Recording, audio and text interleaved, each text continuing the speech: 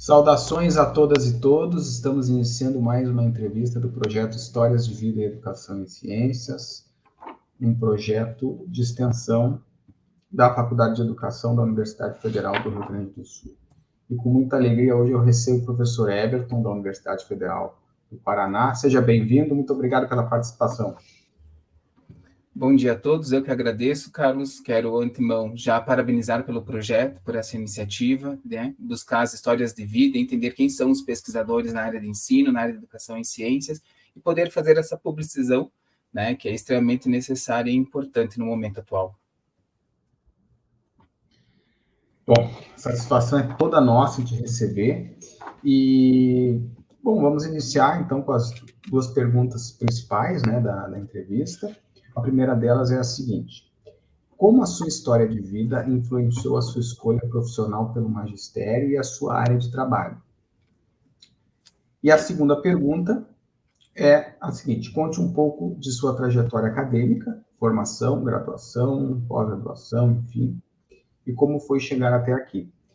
Quais são os seus principais temas e projetos de trabalho e como a docência se relaciona com essa trajetória? Então, são duas perguntas bem amplas, fica bem à vontade aí para responder, tá bom? Obrigado. Obrigado. Eu acredito que, no decorrer da minha história de vida, já vou trazendo elementos para poder tentar responder as duas perguntas, mas ao término, se porventura alguma coisa escapar, eu gostaria que tu retomasse para que eu possa, de alguma forma, complementar.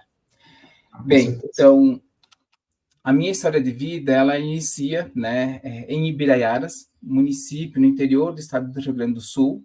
Eu sou filho de uma família bastante humilde, né, que desde muito cedo tem trabalhado intensamente. Meu pai estudou, por exemplo, até a 4ª série, a minha mãe estudou até a 8ª série, então eles não são sujeitos que possuem uma graduação, né, justamente porque na época o estudo era mais dificultoso do que o trabalho era necessário.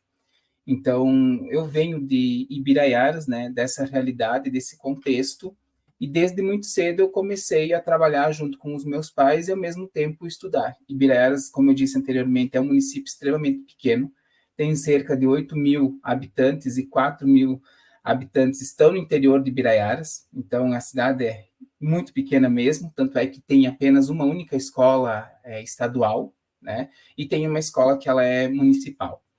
E eu fiz toda a minha formação básica, desde o ensino fundamental, ensino médio, nessa escola.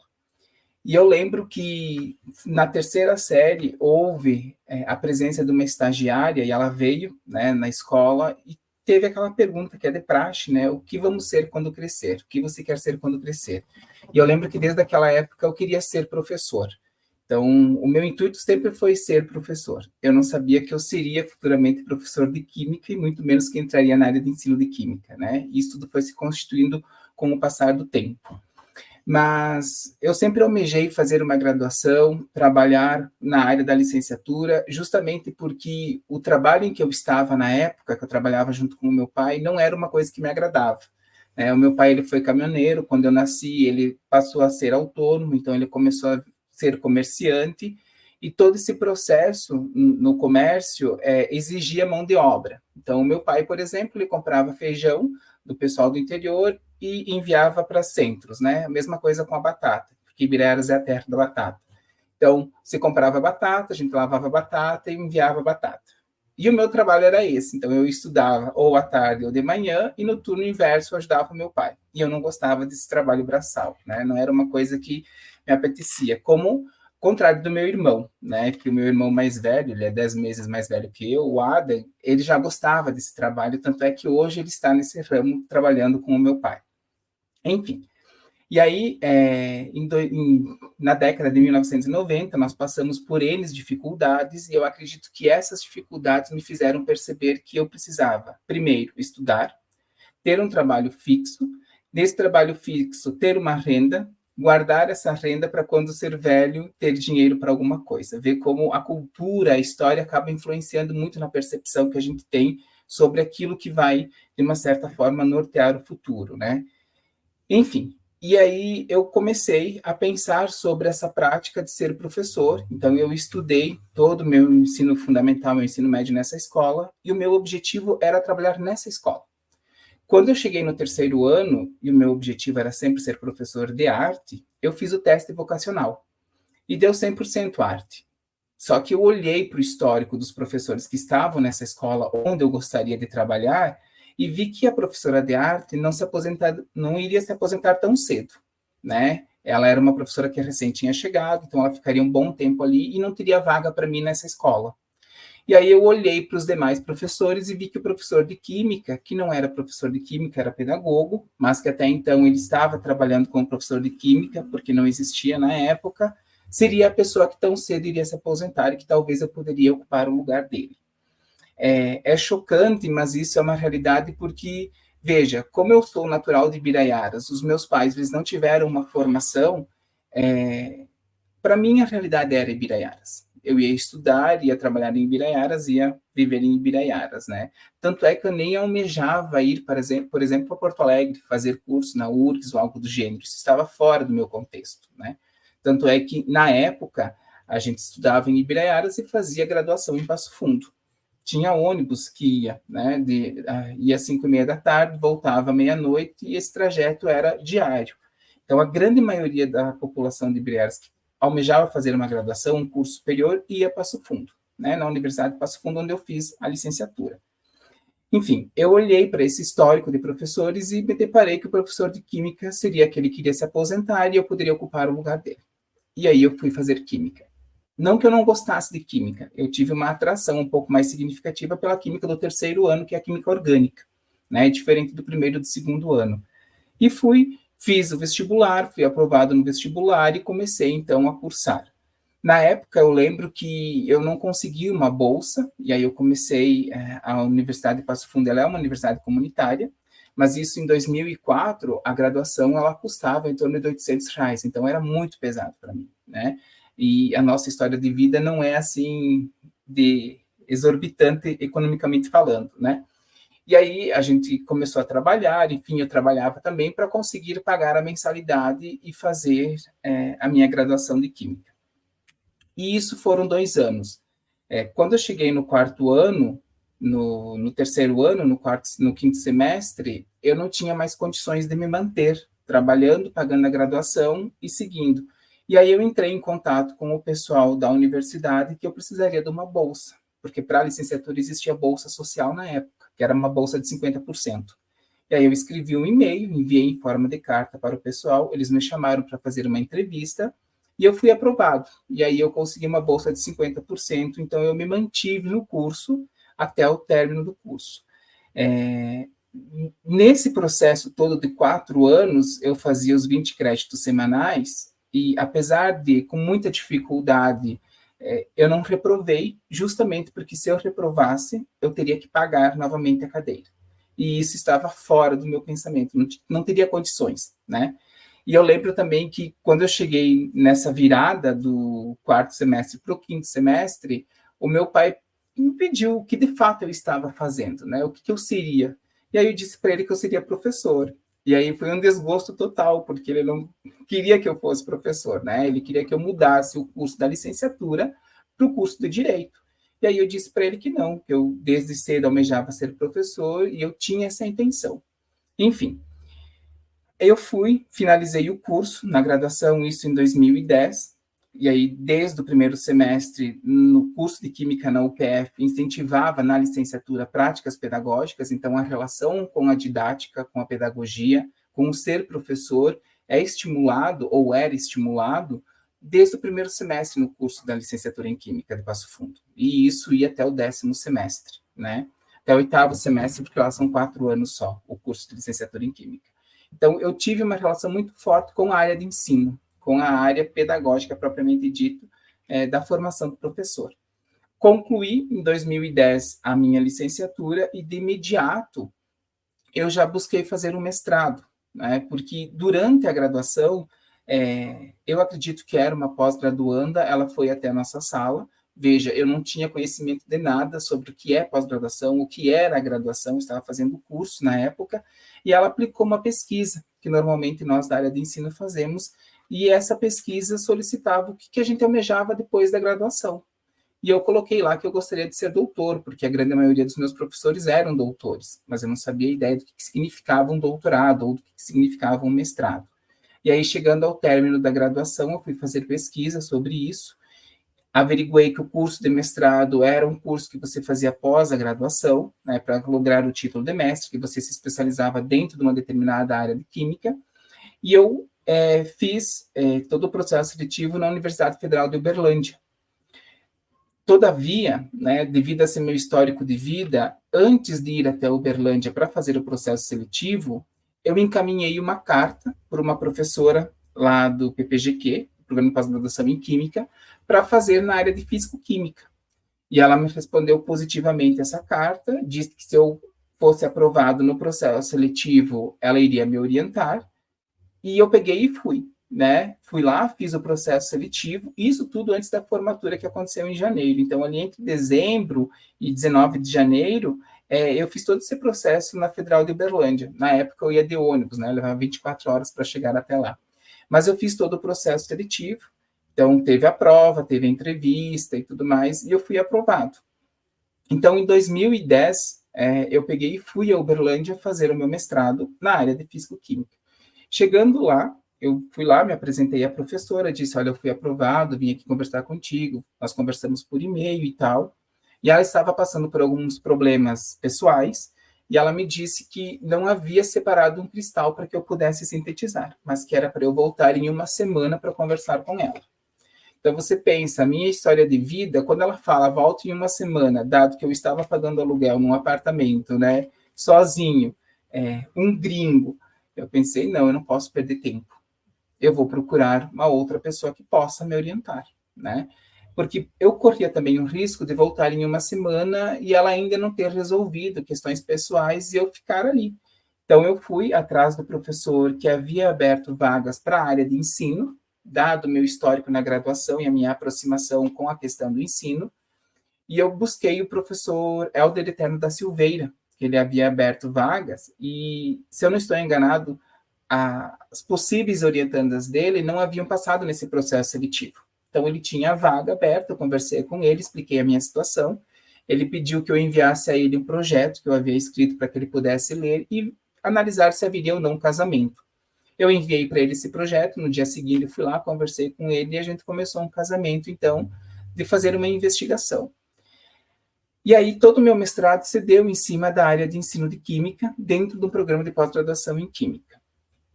E eu tive a possibilidade de, na época, em 2010, fazer uma análise da questão relacionada aos saberes docentes que emergiam no subprojeto PIBID, que na época estava iniciando. Né? Fazer um parêntese. Mas eu não entendi bem por que Uberlândia. Porque é distante, né?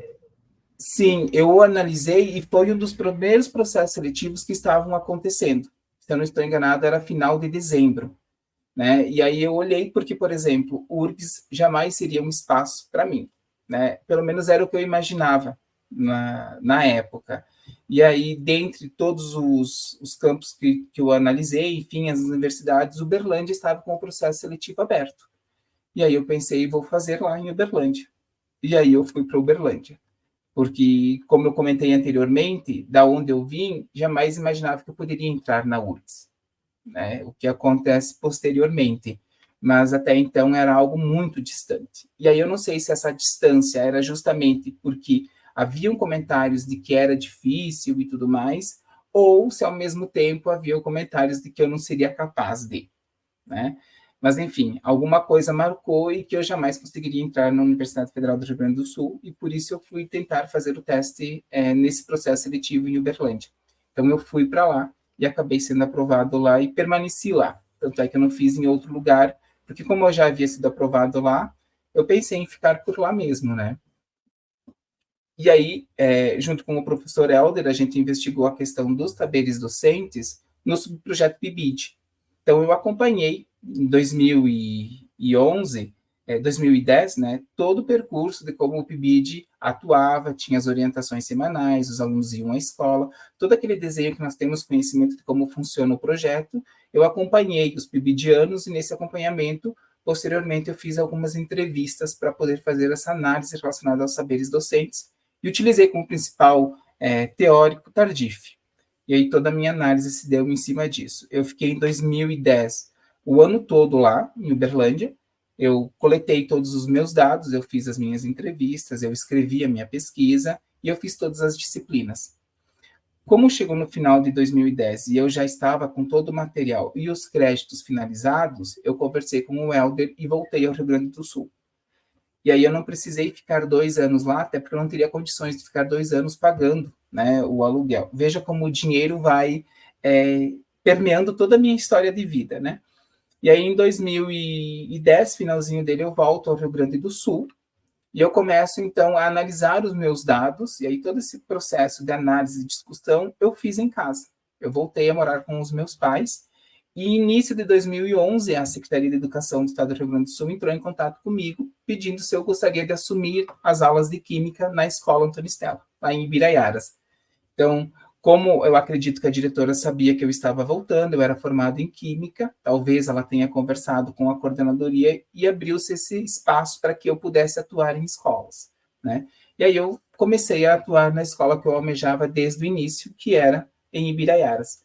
De início, eu já assumi 40 horas, nessas 40 horas eu tinha todo o ensino médio e ensino de ciências, desde a 6ª série, né, hoje é o 7º ano, até a 8ª série, hoje o 9º ano. E eu comecei a trabalhar ali na escola. E eu lembro que eu entrei com tanta sede no trabalho, de tentar desenvolver atividades diferentes e, ao mesmo tempo, ensinar química, que, infelizmente, o meu primeiro ano na escola eu massacrei os alunos, principalmente do 3º ano, porque eu desenvolvi muito conteúdo mesmo, né? Eu desenvolvi as funções orgânicas, eu entrei em isomeria, entrei em reações químicas e desenvolvi o ciclo de Krebs. E aí eu percebi que em um ano, tudo isso para o ensino médio no 3º ano era muita coisa, né? Eu cheguei no final do ano e percebi que eu havia, entre aspas, vencido aquele conteúdo programado, mas esse vencimento não havia possibilitado ao aluno entender aquilo de fato que eu havia desenvolvido. E aí eu comecei a refletir e a pensar sobre o que eu estava fazendo enquanto professor em sala de aula, se de fato o objetivo era vencer o conteúdo ou desenvolver algo que o aluno conseguisse entender. E em meio a isso eu estava analisando os resultados da minha dissertação. Então, quando eu chego ao final do ano, eu tenho essa percepção de que eu preciso mudar as minhas práticas, né? Mudar a forma com a qual eu estava trabalhando e pensar o que de fato era importante ser trabalhado naquele ambiente. Entramos, então, em 2012, eu volto a Uberlândia para fazer a defesa da minha dissertação, sou aprovado, retorno ao Rio Grande do Sul e começo a mudar a minha forma de trabalhar. E nessa mudança, eu percebo a necessidade de uma formação um pouco mais significativa atrelado ao uso das tecnologias. Se naquela época estava fortemente presente as tecnologias, a gente imagina hoje. E aí depois eu faço essa ponte para chegar nos projetos de pesquisa que eu tenho desenvolvido. E eu começo a trabalhar com as tecnologias, mas eu percebo que eu estou usando as tecnologias e não trabalhando com as tecnologias. Então eu busco, posteriormente ao meu mestrado em Uberlândia, fazer uma especialização, e eu fiz essa especialização à distância, uma especialização TIC-EDU da FURC, da Federal do Rio Grande, que era desenvolvida em Sapiranga. Então, eu precisava ir a Sapiranga, se eu não estou enganado, uma vez por semestre. Faz muito tempo, eu não lembro se era uma vez por semestre, eu acho que sim, que era para fazer a atividade e a apresentação dos trabalhos finais. E eu fiz toda essa especialização à distância, então eu aprendi muito, entendi como funcionam as tecnologias, quais são essas tecnologias e como a gente pode trabalhar com elas em sala de aula. E nesse meio tempo, eu fiquei pensando na possibilidade de fazer um doutorado, né? Porque o meu objetivo, desde a graduação, era a possibilidade de entrar e trabalhar numa universidade, seja ela particular ou privada, mas que fosse, de fato, numa universidade. Então, eu começo a pensar sobre a possibilidade de um doutorado. Eu finalizo a minha especialização, percebo na URGS, que era onde eu poderia agora entrar, já com o título de mestrado. Na época, eu estava em conversa muito forte com uma colega minha, que é a Bruna Carminati, e ela iria iniciar o mestrado e eu iria iniciar o doutorado, né? A gente se formou junto, inclusive, na licenciatura em Química na UPF. e eu vou abrir um parênteses aqui para dizer que nós iniciamos em 34 alunos na licenciatura em Química e finalizamos em 7. Então, esses 7, né, esse grupo que nós constituímos, muito mais que amizade, muito mais que profissão, mas uma conjuntura meio que de irmandade mesmo, né, nós nos encontramos até hoje. Enfim, né, fechando parênteses, Bruna foi uma pessoa que me incentivou desde o início, no mestrado também, inclusive na época eu tinha muita dificuldade de escrita, e aí ela ia me auxiliando, ela ia fazendo a revisão da minha dissertação, então ela de fato foi uma pessoa muito importante na minha formação. E aí a gente chega então na possibilidade de tentar fazer o mestrado, a Bruna, e o doutorado, eu, na URGS. Nós olhamos o PPGQ e percebemos que no PPGQ havia necessidade de fazer provas específicas para mesmo entrando na área de ensino, né, tinha que fazer uma prova de orgânica, uma prova de físico-química, e olhamos que existia e existe até hoje o Programa de Pós-Graduação em Educação em Ciências Químicas da Vida e Saúde, né? Nós entramos em contato com o Delpino para ver da possibilidade da orientação dele na época, e ele disse que era para nós fazer o processo seletivo. Caso nós fôssemos aprovados, a gente conversaria, né? Então a gente olhou para aquilo que o Delpino estudava, montamos um projeto um pouco próximo àquilo que ele na época orientava, e eu fui para o processo seletivo da URGS, né? Na pesquisa do meu doutorado, eu saio totalmente da pesquisa do mestrado que eu havia feito, porque na época que eu fui fazer o doutorado na URGS, o processo seletivo, em 2013, estava já acontecendo no Rio Grande do Sul o ensino médio politécnico.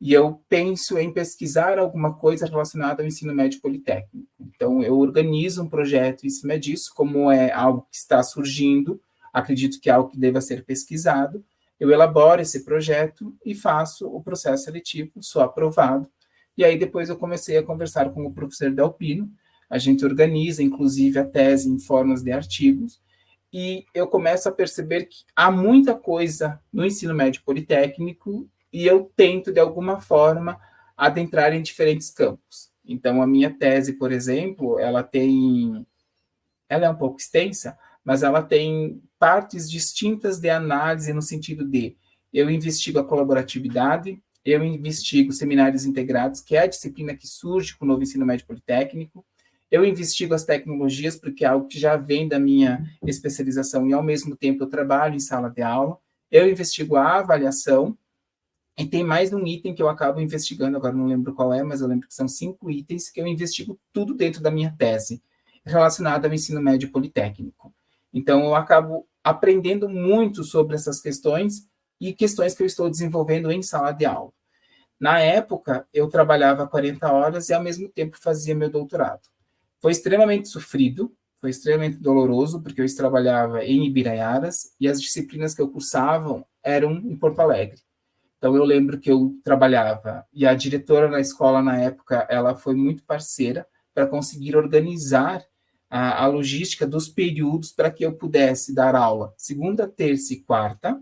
Então, na segunda eu dava aula manhã, tarde e noite, na terça, manhã, tarde e noite, e na quarta, manhã e tarde. Então, eu tinha as minhas 40 horas ali.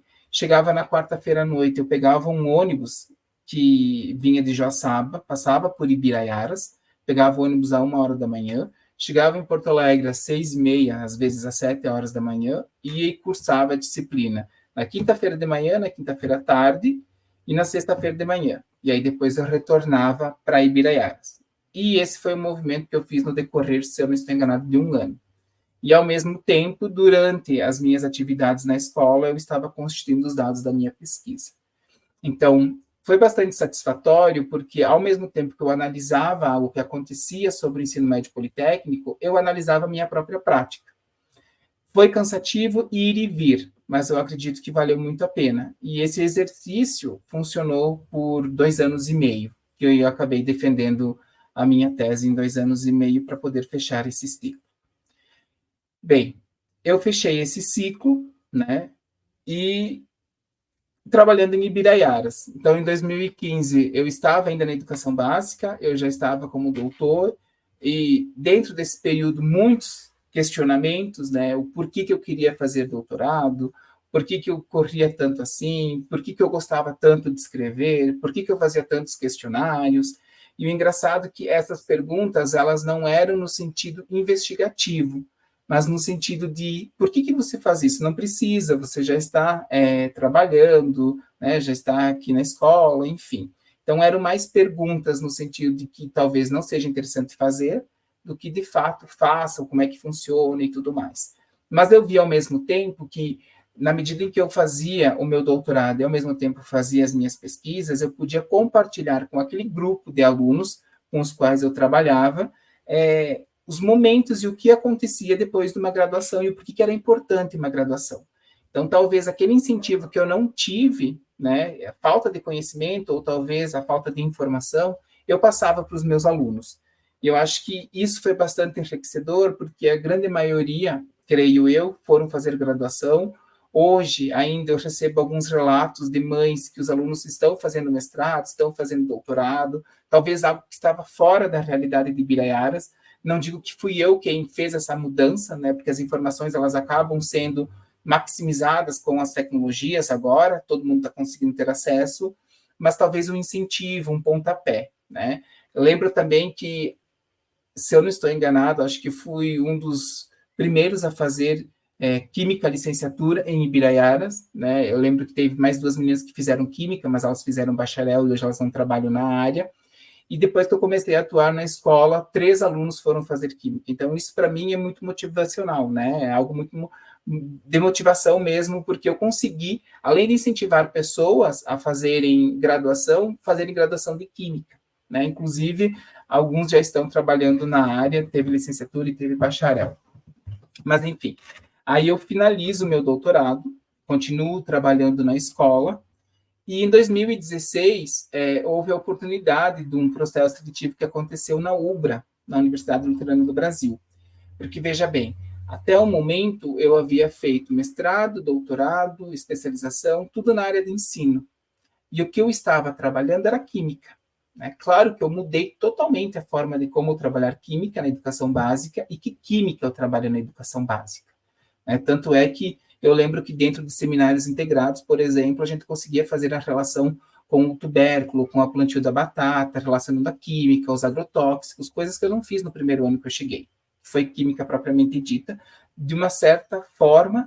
Posteriormente, a percepção que eu tive da necessidade dessa mudança, eu comecei a contextualizar, fazer relações, e as coisas foram se aperfeiçoando, e acredito eu também, por aquilo que eu tomava quanto verdade, durante o meu mestrado, durante o meu doutorado, né, essa formação que é necessária, essas trocas de conhecimento que a gente tem com os colegas, a percepção de como a gente pode mudar a realidade da escola, trabalhando química, só que de uma outra forma.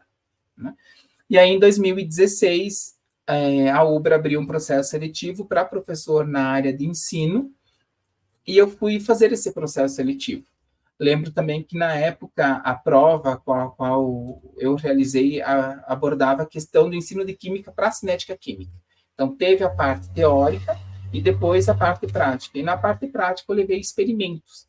Então, eu fiz vários experimentos falando da questão da cinética química atrelada a como eu posso desenvolver uma aula utilizando os experimentos. E eu fui aprovado. No concurso, eu recebi um telefonema quando eu estava em casa, em 2016. Lembro que foi a professora Maria Ângela que me ligou, pedindo se eu, de fato, iria assumir o cargo lá na Universidade Luterana do Brasil, em Canoas, inclusive, porque eu era de Ibiraiaras, era distância e tudo mais, estava trabalhando, e eu disse que sim, que eu iria assumir, porque era o que eu almejava desde que eu iniciei a minha graduação. Eu fui, conversei com a diretora na escola, porque eu sei também da dificuldade de conseguir um professor de química, né? E aí eu expus para ela a situação, disse que eu havia passado no processo seletivo da UBRA e que eu iria começar a trabalhar lá como professor. E pensei também... Sim. O teu vínculo com o Estado era um vínculo de contrato emergencial, era isso? Isso, era isso. Exatamente, porque quando eu finalizei, ainda durante a minha graduação, abria pela coordenadoria regional, a 7ª lá da minha região, a possibilidade de envio de documentos para ficar no banco, né? E foi em 2010, em 2011 que eles me chamaram e era contrato emergencial. acho que nem teve um concurso, acho que em 2014, não lembro qual foi a época que teve um concurso do Estado. Mas como eu estava fazendo 2012. mestrado 2012, tá, e aí o último saiu agora, né? Bem. Teve naquele ano, eu lembro porque eu fiz também. Ah, certo, foi em 2012. Em 2012 teve 2 concursos. Teve um primeiro concurso, que daí não supriu não contemplou todas as vagas necessárias, e aí eles fizeram uma segunda edição do concurso, logo no mesmo ano eles fizeram. Então teve 2 concursos naquele ano, no governo Tarso Genro. Sim. E aí depois ficou todo esse tempo sem ter concurso, só foi ter agora em 2023 novamente. Eu lembro que eu fiz um concurso, então foi em 2012, mas eu não fui aprovado nesse concurso, né?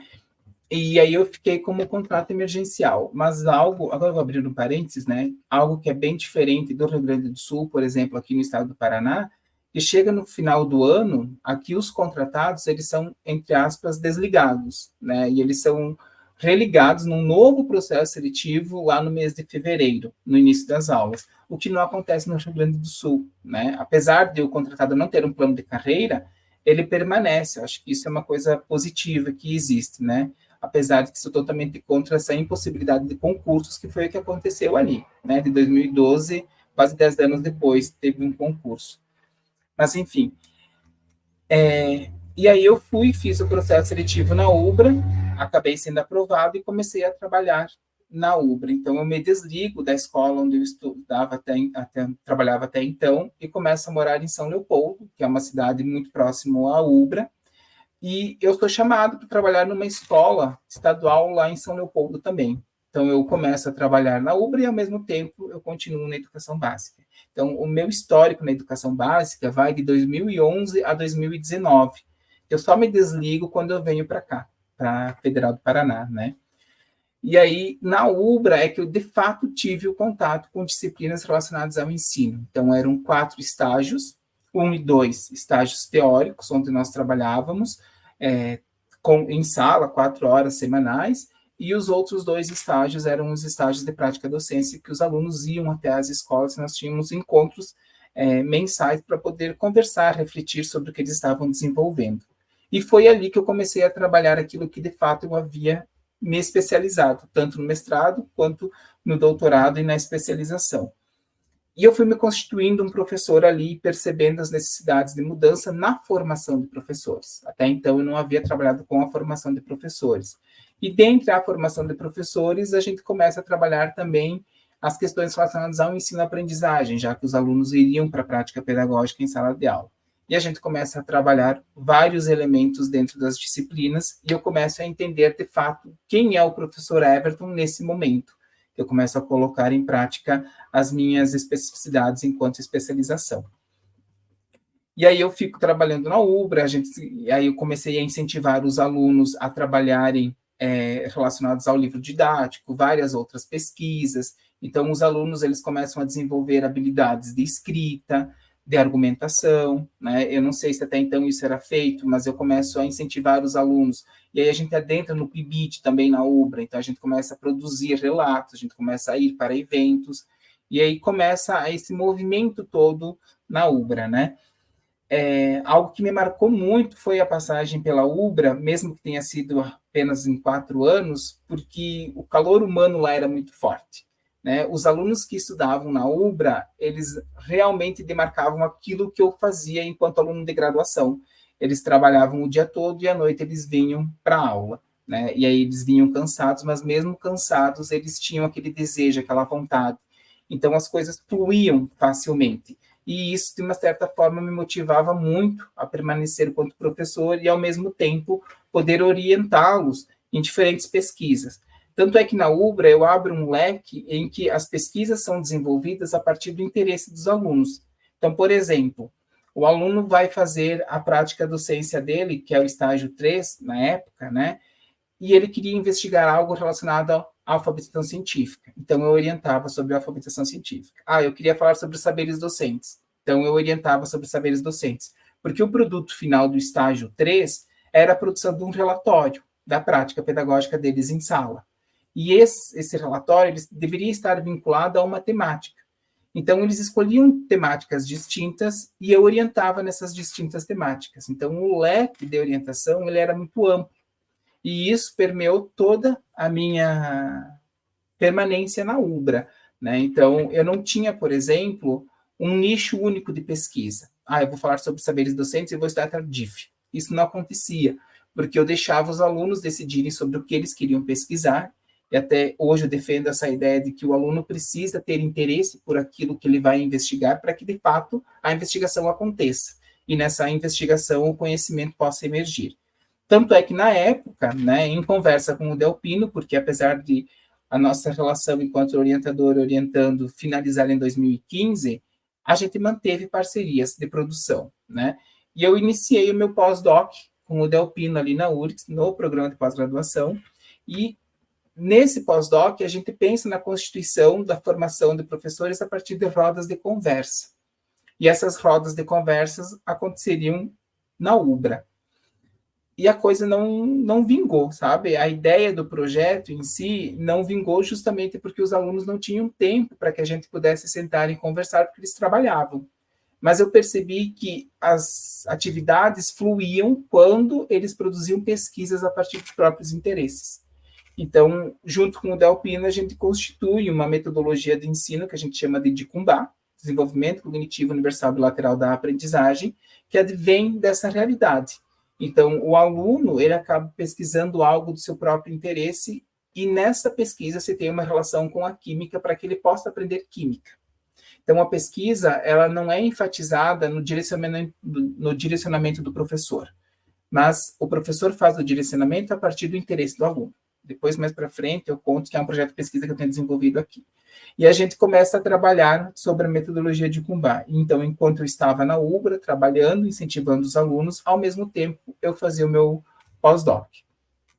Mas, como todo mundo sabe, né, a UBRA ela é uma universidade particular.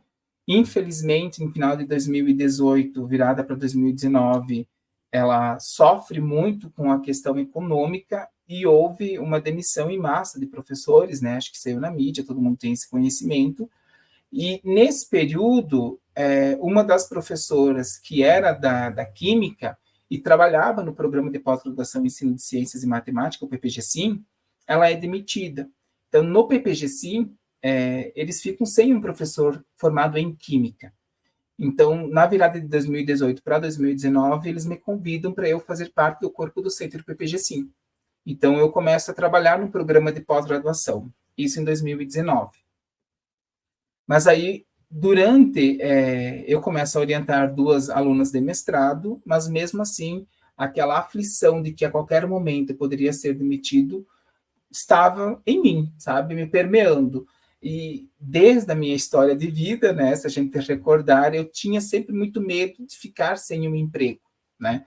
E aí eu fiquei pensando na possibilidade de fazer um concurso que de fato eu fosse efetivado e pudesse me manter, talvez até me aposentar, né? Pensamentos antigos.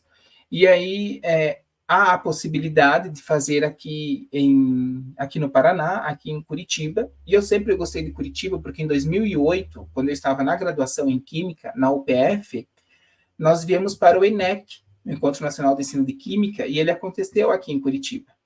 E eu sou uma pessoa que sofro muito no calor. E aqui em Curitiba é frio. É uma cidade limpa, enfim, né? E aí eu comecei a perceber que talvez seria um lugar interessante de eu estar aqui em Curitiba. E aí eu fiz o concurso aqui. Na verdade, o concurso aconteceu em agosto de 2019. Eu fui para o EMPEC, que teve em Natal. E aí eu lembro que eu fui com uma orientanda minha ali da UBRA, e eu ficava o tempo todo, ou no IMPEC, quando a gente retornava para casa, eu ficava trancado no quarto estudando os pontos da prova, né? Eu lembro que ela ia para a praia, enfim, era Natal, né? E eu ficava em casa estudando. E aí eu vim para cá, fiz o concurso aqui no Paraná, fui aprovado, e eu fiquei sabendo da aprovação já na semana seguinte, né? Porque o concurso acontece em uma semana, na sexta-feira você fica sabendo do resultado. E aí eu fiquei, porque havia só uma vaga, eu havia sido aprovado, e aí eu vou ou eu não vou. Então, eu fico naquela dificuldade, naquele limbo de sair ou não sair da Ubra, porque, de fato, a Ubra é um lugar muito aconchegante, e talvez isso tenha acontecido pelo espaço que eu tive, pela oportunidade, pelo entrosamento com as pessoas, né? O nosso grupo de professores de Química era um grupo extremamente pequeno, então a relação era muito afetuosa entre as pessoas, e eu gostava muito de estar lá, né? E aí eu ficava com aquela dúvida, eu vou ou eu não vou? E essa dúvida ficou em mim até outubro de 2019. E aí eu entrei em contato com o pessoal aqui da UFPR para ver da possibilidade de assumir final de novembro, início de dezembro, que daí eu conseguia finalizar o semestre que eu estava atuando lá na UBRA. Porque a minha ideia era, por mais que eu tenha sido aprovado no concurso aqui, eu não poderia deixar o semestre na UBRA. Como é que os alunos ficariam, né? Era uma responsabilidade minha, pelo menos era o que eu pensava. E aí eu conversei com o pessoal aqui, eles me informaram que não teria problema, né, que eu deveria enviar a documentação, 30 dias depois eu iria assumir, 15 dias, assinar, 15 dias depois eu assumiria. E eu mais ou menos calculei e percebi que eu conseguiria enviar a documentação em outubro, em novembro eu assinaria, em dezembro eu iniciaria as atividades. Tanto é que eu pedi demissão na UBRA dia 6 de dezembro, que era numa sexta-feira, fechei o semestre, no dia 9 de dezembro, que era na segunda-feira, isso, eu iniciei aqui. Então, eu consegui fechar lá e vir para cá. Mas foi isso. O ciclo da Universidade Luterana do Brasil foi extremamente significativo para a minha formação. Não somente porque eu assumo a coordenação de área do PIBID em Química, mas por ter essa relação com o ensino de Química na formação de professores e a possibilidade de ali perceber a necessidade também nas mudanças do ensino e aprendizagem, trabalhando com os alunos em diferentes vieses. Então, eu venho para a Universidade Federal do Paraná com dedicação exclusiva. Então, eu também pedi exoneração lá do Estado, porque por mais que fosse contrato, eu deveria solicitar a exoneração, eu me desligo. Já havia conversado também com a professora, e nesse período, né, abrindo um parênteses agora, em que eu começo a fazer o pós-doc com o Delpino, com a metodologia de Cumbá, como eu estava atuando em sala de aula, eu começo a fazer a investigação em sala de aula, como eu fiz no meu doutorado, né, porque eu inicio o pós-doc com o Delpino em 2017, e eu sou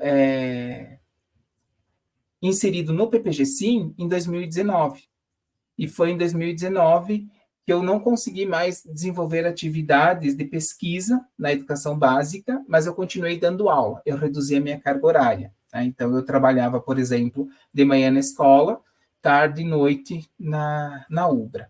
Consegui conciliar, né? Mas não mais fazer pesquisa, o que, de uma certa forma, não foi muito interessante para mim. Mas, enfim, e aí eu venho aqui para a Universidade, aqui para a UFPR, inicio aqui em janeiro de 2020. Em janeiro de 2020, em fevereiro, nós iniciamos a pandemia. Então, as coisas foram bastante complicadas nesse período, porque uma que eu havia saído de um grupo que eu tinha conhecimento, que eu já tinha afinidade, era um local que eu gostava muito. Eu venho para cá, né, num grupo que eu não conhecia, porque eu não conhecia ninguém aqui da universidade, numa área de ensino que nós estamos hoje em 5 professores, e na UBRA eu era o único professor na área de ensino, e vem a pandemia, a gente fica tudo no remoto. Então, esse processo foi bastante doloroso para mim, né? Não só pela saída de lá, mas por vir para cá e ter que ficar trancado dentro do apartamento, e foi isso que aconteceu quase 2 anos, mas mesmo assim eu começo algumas atividades, né?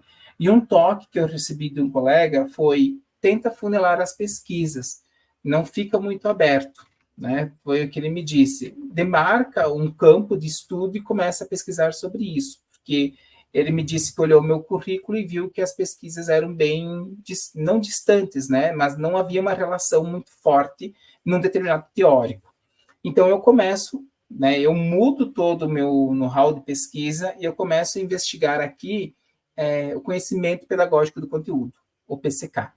E aí eu monto um projeto de iniciação científica, eu consigo uma bolsa, um aluno começa a trabalhar com a ideia do PCK, a gente faz um levantamento, e na época, em 2020, por mais que fosse remoto, a gente consegue a inserção do PIB de Química, isso em outubro de 2020. E aí a gente começa a trabalhar no grupo do PIBID e a investigação do PCK ali dentro.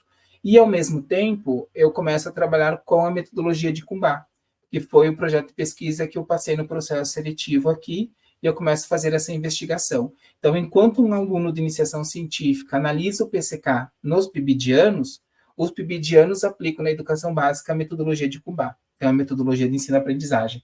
E aí eu começo a fazer essas duas pesquisas, a metodologia de Cumbá e o PCK. E começo a fazer a orientação no PIBID. E aí o professor Roberto Dalmo, ele começa com a residência pedagógica, que é implementada nesse ano aqui na universidade, e a gente faz uma parceria. Então, a gente começa a trabalhar com uma temática um pouco diferente, que é a ideia de zumbi. Inclusive, a gente tem um livro, né, que ele comentou com você, e a gente começa a trabalhar juntos, relacionando o PIBID e o RP nesse projeto do Apocalipse Zumbi. Posteriormente a isso, eu começo a adentrar propriamente nas tecnologias, porque já no finalzinho de 2020, eu consigo credenciamento no PPG-100, no Programa de Pós-Graduação em Educação em Ciências e em Matemática aqui da universidade, e uma das linhas é a tecnologia. E eu começo a fazer investigação sobre a tecnologia, mas não no uso da tecnologia, mas na aquisição do conhecimento tecnológico para a promoção de um determinado conteúdo, ou como eu ensino por meio da tecnologia. E aí, como eu já estava investigando o PCK, eu começo a trabalhar com o TPEC, que é a inserção do campo tecnológico dentro do PCK. Né? Então, o PCK é conhecimento pedagógico do conteúdo e o TPEC é conhecimento tecnológico pedagógico do conteúdo. E aí a gente começa a ter um olhar um pouco diferenciado para o uso da tecnologia como um veículo para ensinar alguma coisa. Então, a ideia no TPEC, por exemplo, que é um projeto que hoje eu tenho utilizado bastante, já orientei um mestrado nesse sentido e um doutorado inicia no próximo ano agora, é como eu utilizo a tecnologia para ensinar um conteúdo. Então, por exemplo, um software. Então, o software ele deixa de ser usado para exemplificar alguma coisa que eu expliquei, mas eu começo a utilizar o software para explicar. Então, a gente tem trabalhado nessa pegada com o TPEC, e com o PCK e com a de Cumbá. Então, os meus projetos de pesquisa hoje, basicamente, norteiam nessa relação. O PCK na formação de professores, que era uma das linhas do programa que eu estou inserido, a de Cumbá na ideia do ensino-aprendizagem, e aí eu vinculo isso aos conteúdos atitudinais, procedimentais e conceituais de Zabala, na linha de ensino-aprendizagem, e o TPEC na linha de tecnologias.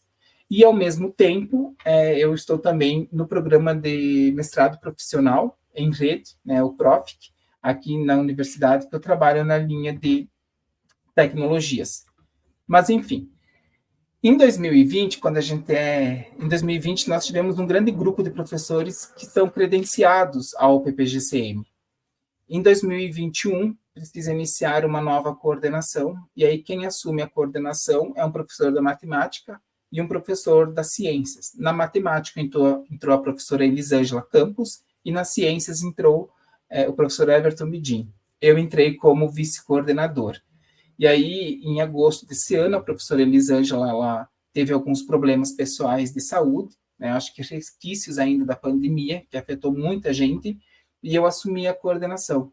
Então, no momento, hoje, eu estou como coordenador do PPG-CM, estou como coordenador também do PIBID, da Química, né, que é um outro edital, não mais aquele da pandemia, mas um novo edital. Inclusive, temos uma parceria com o RP, e a gente tentou integrar outros subprojetos, como a física e a biologia, e tenho trabalhado mais ou menos nesse campo, utilizando metodologias ativas relacionadas às tecnologias digitais, num processo de formação de professores e desenvolvimento do ensino-aprendizagem na educação básica. Mas, basicamente, a minha história é essa. Eu tenho tentado fechar o leque de pesquisas para poder me concentrar um pouco mais em áreas específicas, né? Muito bem, olha, um relato bem completo aí, e bem objetivo mesmo, como tu mencionaste, né? Mas com bastante detalhes, né? Mesmo sendo bem objetivo.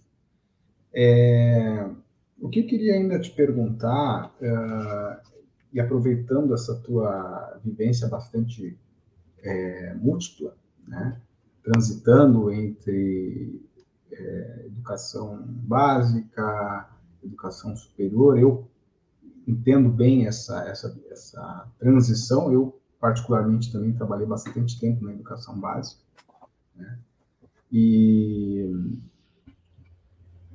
convivendo, né, a educação básica, professor da educação básica, convivendo com a realidade de pesquisador também, né, na pós-graduação e até depois de ter concluído a pós-graduação. Então, entendo bem essa tua vivência, né?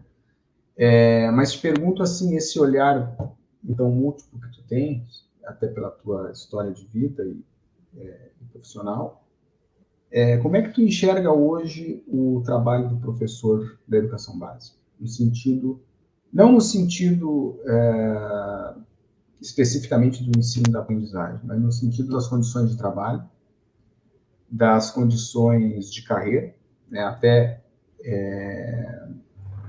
aproveitando o fato de que tu também foste um professor que trabalhou com um contrato emergencial, né? Eu também trabalhei com um contrato emergencial durante 5 anos no Rio Grande do Sul. Então, qual é o teu olhar hoje sobre isso? E, principalmente, pensando que hoje tens um papel, além desse papel na pós-graduação, né? Mas tem um papel na formação inicial, ali, nos cursos curso de licenciatura, né? Como é que tu enxerga isso? Que tipo de conversa tu tem com os teus alunos em relação a isso? Porque o que eu percebo muitas vezes é que a universidade, ela não, em algumas situações, ela já não insere o seu estudante na realidade que ele vai ter, né, na educação básica. Então, como é que tu administra isso? Como é que tu percebe isso? Certo. Então, primeiro que eu acredito que a nossa profissão ela está com dificuldades extremas, né? Tanto em questões relacionadas à valorização, quanto a questão, principalmente da química, da infraestrutura das escolas, né? Então, nós temos vários percursos a serem trilhados, mudanças a acontecerem, principalmente se nós pensarmos numa política de formação de professores, que nós não temos hoje, e é extremamente necessário para que alguma coisa de fato possa acontecer e alguma mudança iniciar, né? Mas o que eu tenho conversado com os meus alunos na graduação é tentar mostrar a realidade que eu vivenciei na educação básica, né? A dificuldade que nós temos enquanto professores de química de estimular o aluno a querer aprender química. Talvez essa seja a maior dificuldade, né?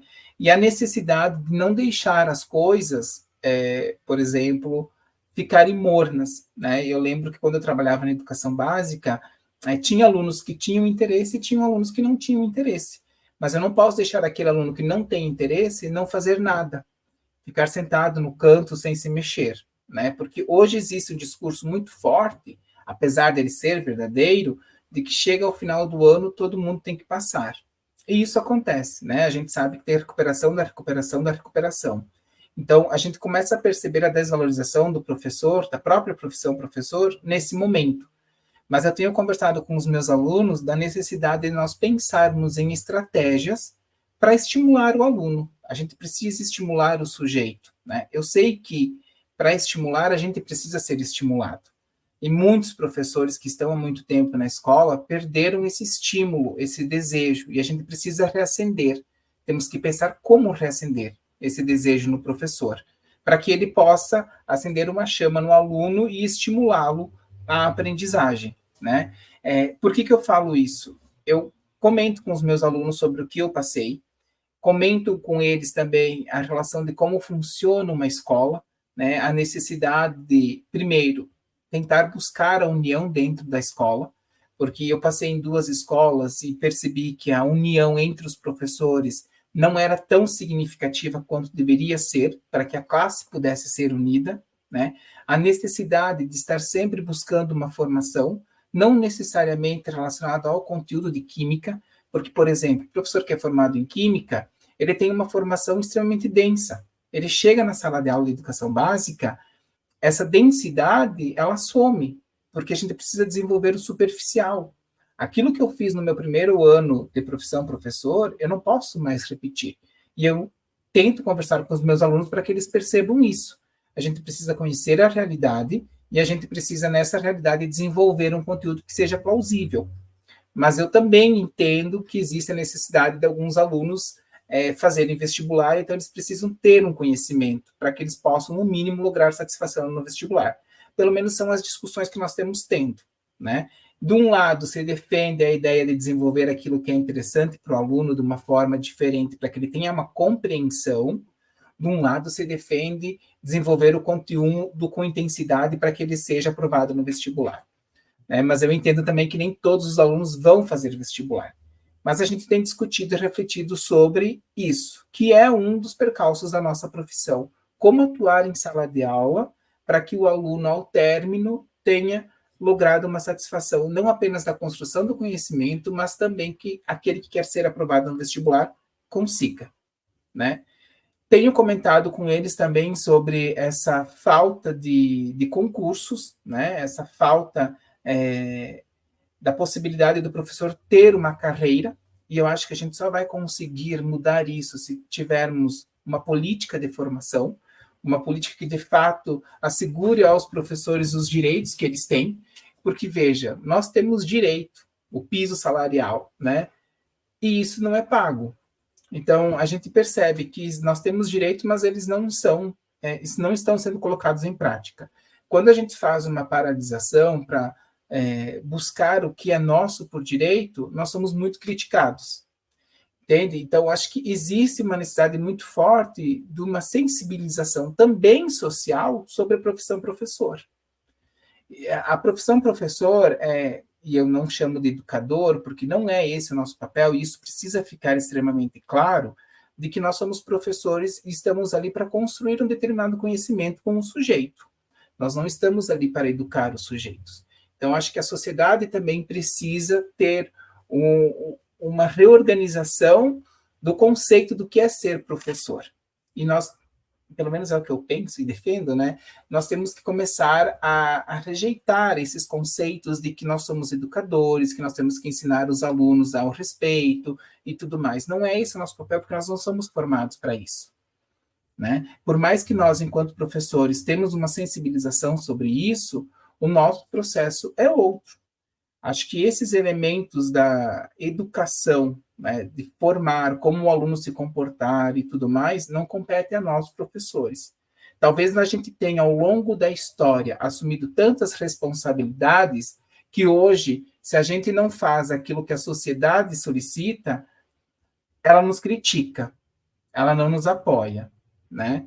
Enfim, eu vejo assim que nós estamos com vários problemas na profissão professor. Esses problemas não competem somente ao professor, seja ele em formação inicial, seja ele em formação continuada, mas remete também ao que a sociedade pensa sobre o professor. Porque, veja, teve uma época aqui no Paraná que eu lembro que eles fizeram uma paralisação, eles fizeram uma greve, eu não estava aqui, os alunos me contam sobre isso, e os professores foram apedrejados. Né, as pessoas, os policiais, não lembro, vieram com cavalos para cima dos professores, então foi uma coisa assim extremamente dolorosa de se ouvir. Tu imagina vivenciar isso, porque a greve ela só aparece quando os nossos direitos eles não são colocados em práticas, eles não são vistos, né? Mas eu tenho tentado conversar com os alunos porque eu acredito muito, Carlos, que se a gente conseguir estimular o aluno em sala de aula, a gente consegue desenvolver aquilo que, de fato, é a nossa profissão. Estimular ele a aprender ou a construir um conhecimento sobre.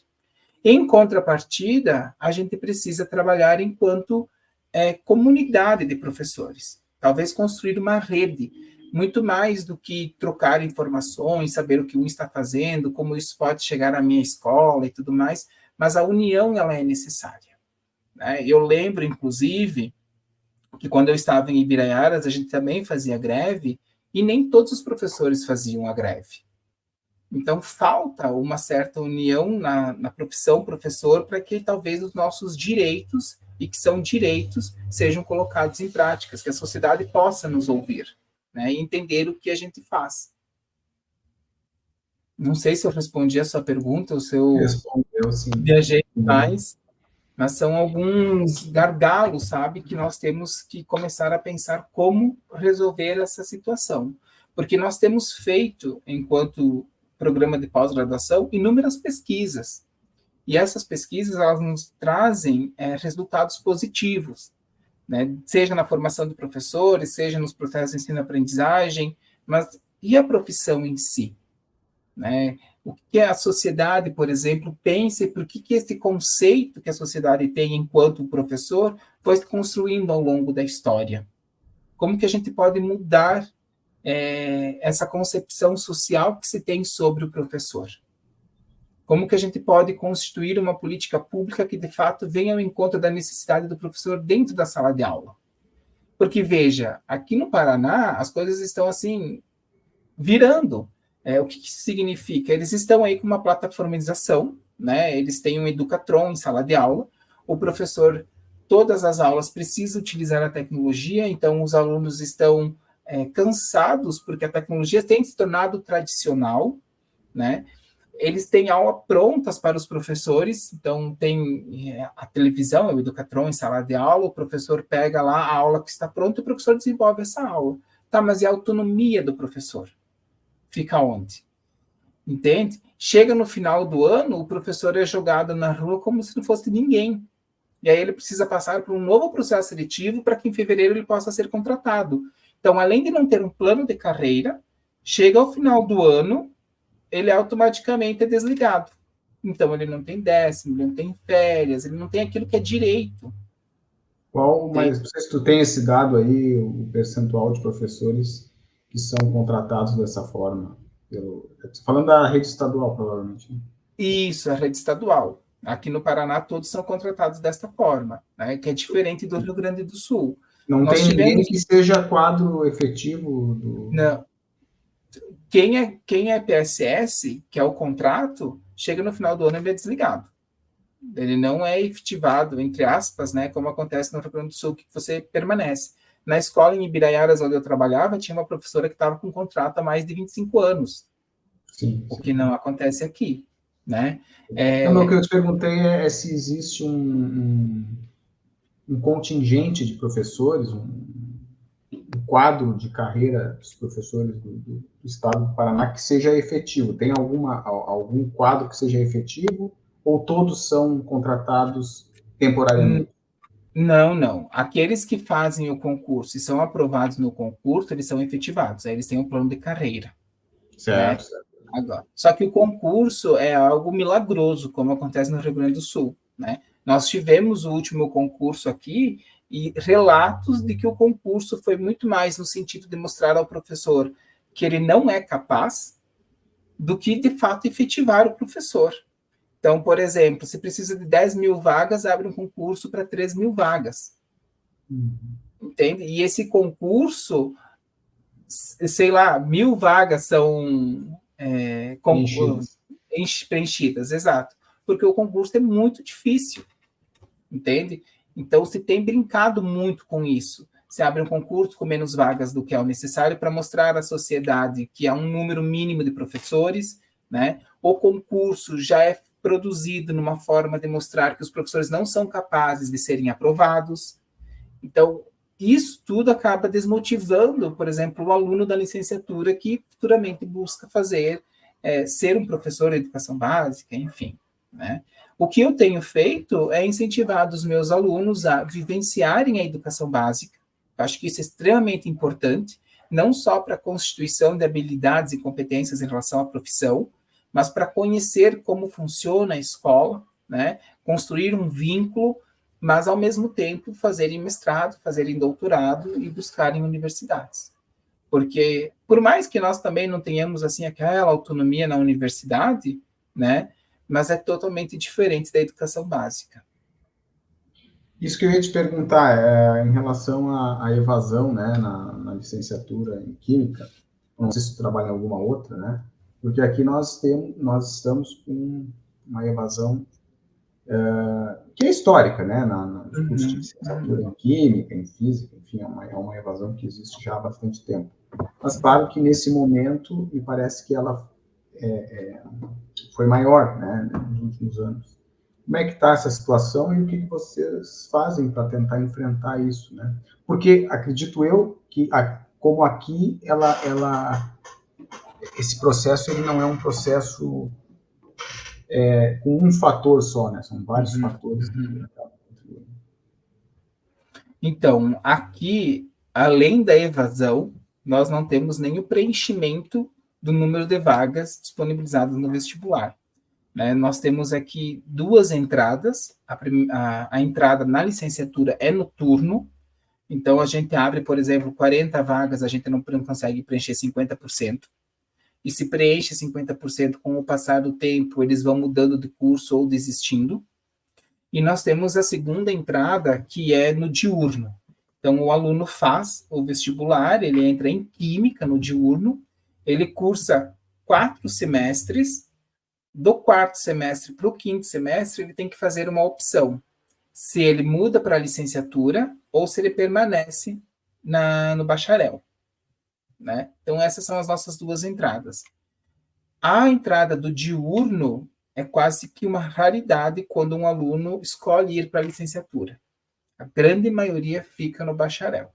E aí eu acredito que isso aconteça devido ao currículo organizado até o momento. Né? Se nós olharmos para o currículo, para as disciplinas que compõem os 2 primeiros anos de formação desses alunos, nós vamos ter 2 disciplinas que são ministradas por professores do ensino, mas elas são universais.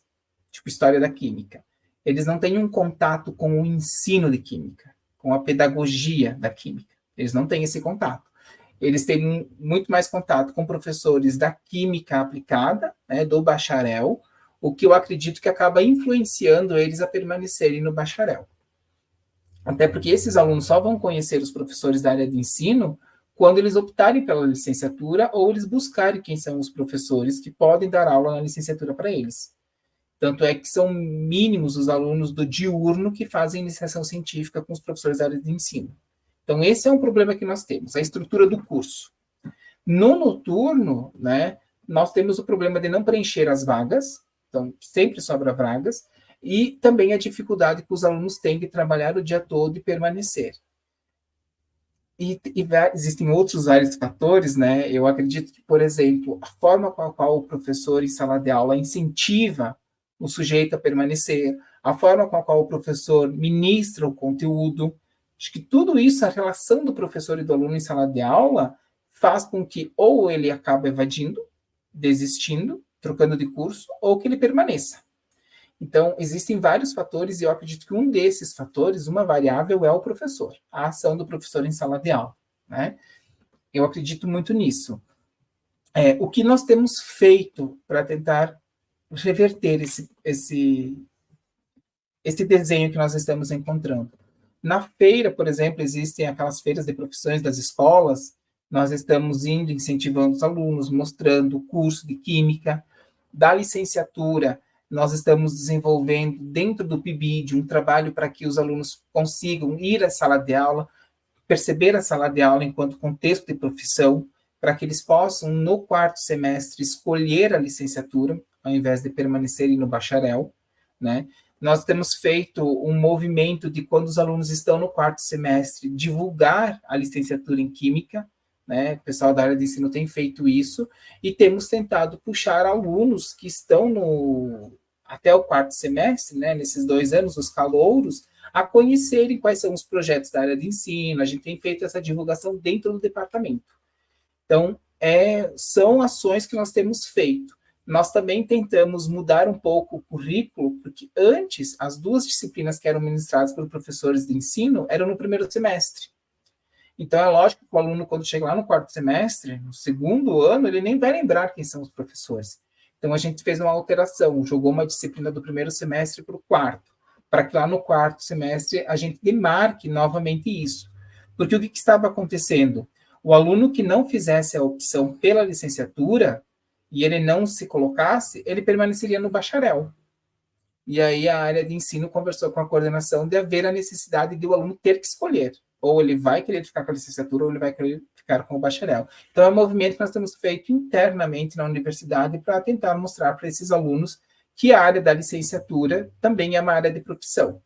Só que existem várias outras questões, né, Carlos? A desvalorização que acontece dentro do próprio departamento em relação à área de ensino, as pesquisas na área de ensino. Eu acredito que não é só aqui na Universidade Federal do Paraná, mas existem falácias em relação à área de ensino que acaba, de uma certa forma, desmotivando o aluno, né? Por exemplo, você é muito inteligente para estar fazendo licenciatura. Então, são coisas que os alunos vêm e nos contam, né, de colegas e tudo mais, e eu acredito que não tem como mudar isso, infelizmente, né, porque pessoas que têm essa postura e fazem esse tipo de comentário, é até difícil da gente conseguir dialogar. Mas são desafios que nós estamos enfrentando e tentando mudar de alguma forma dentro da universidade.